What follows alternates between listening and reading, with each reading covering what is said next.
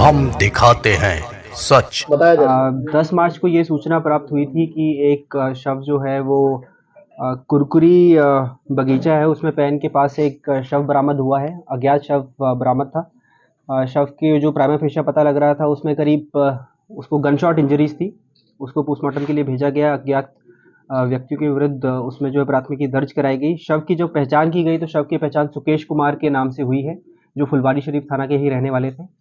परिजनों ने अज्ञात के विरुद्ध प्राथमिकी दर्ज कराई। इसमें अनुसंधान किया गया, टेक्निकल अनुसंधान किया गया।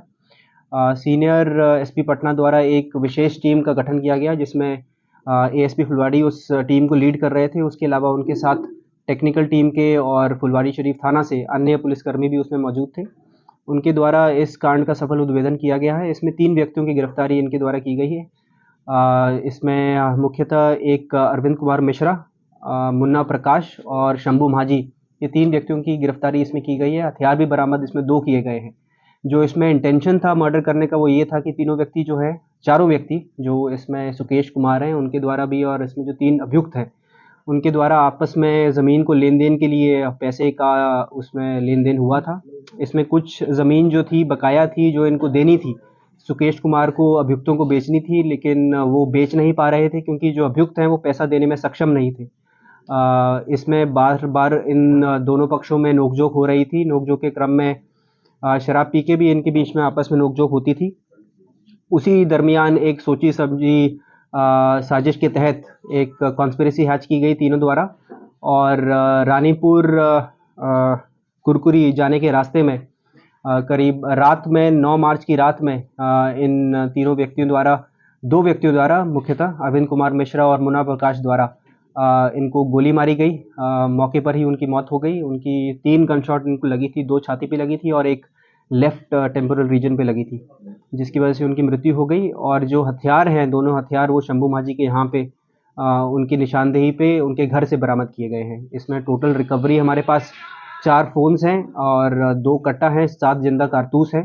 3 अभियुक्तों की गिरफ्तारी है और काफ़ी सराहनीय ये सफलता है फुलवारी शरीफ थाना की और स्पेशली एएसपी फुलवाड़ी।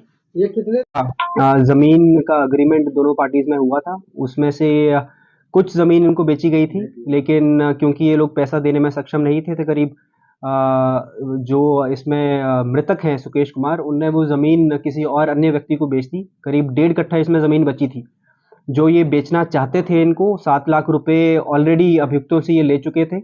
बाकी पैसा देने में अभियुक्त जो है वो सक्षम नहीं थे। बार-बार उनको चढ़ाई करते थे कि हमें पैसा दीजिए। पैसा नहीं दे पा रहे थे अभियुक्त और वो ये भी धमकी दे रहे थे सुकेश कुमार की हम ये ज़मीन किसी और को बेच देंगे। उसी के बीच इनके दोनों पक्षों के बीच जो है वो तनाव था।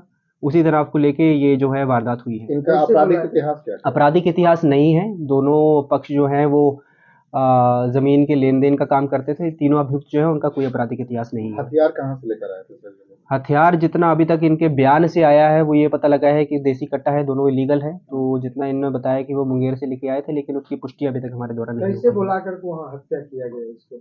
हत्या ऑलरेडी इनको जानकारी थी कि ये मुशहरी से निकल के कुरकुरी रानीपुर बगीचा के रास्ते में जाएँगे। उनको ऑलरेडी ये जानकारी थी। तो पहले पे वो उनको स्कूटी से ये जो सुकेश कुमार है स्कूटी से जा रहे थे और उसकी जानकारी अभियुक्तों को पहले से थी क्योंकि जानकार थे। तो बीच रास्ते में उनको एप्रीहेंड किया गया और वहाँ पे उनको ये घटना कारित की गई। ठीक है? Thank you.